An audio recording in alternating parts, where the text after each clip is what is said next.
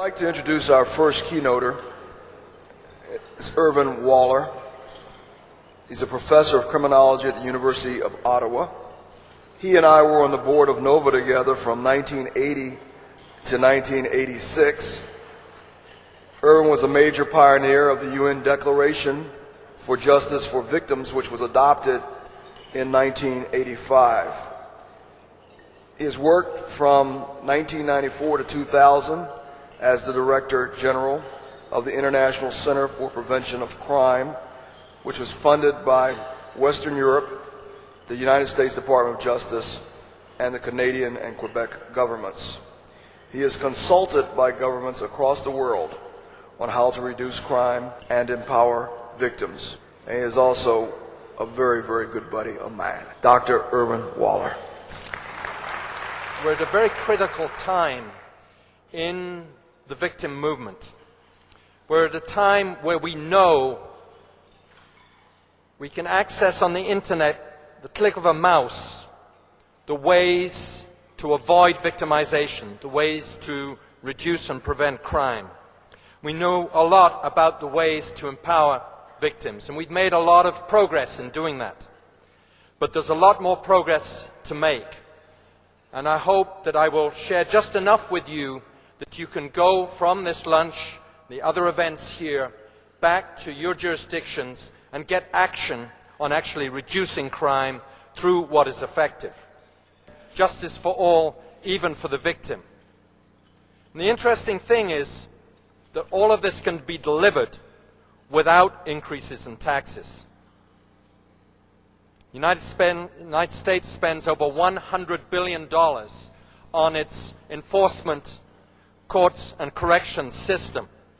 2 million people incarcerated today in the United States.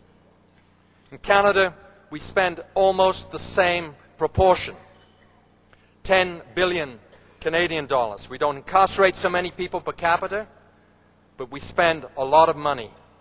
And that money could be much better used to deal with crime reduction and to deal with victim empowerment than it has been so far. What has happened in the United States, I think for the world, and of course for Americans, is wonderful.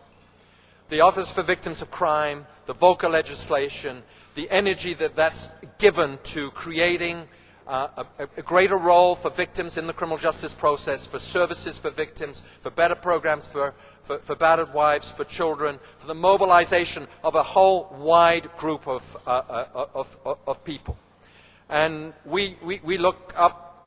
20 years ago, France was the only country who actually provided legal aid for victims to be represented in their justice process. Well, this has changed, and in many ways the United States and France are coming together around standing for victims in the justice process.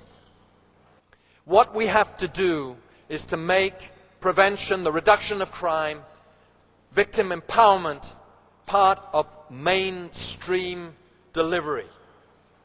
It has to be something that the chief, the deputy chief, the assistant chiefs, the superintendents, the lieutenants, I don't know all the ranks of all these police agencies, but they have to be committed. There have to be guidelines in the police department. Evaluation has to go on. You can't just have a victim assistance unit. I want the victim assistance unit. We have to keep the victim assistance unit, but you have to make it part of mainstream policing.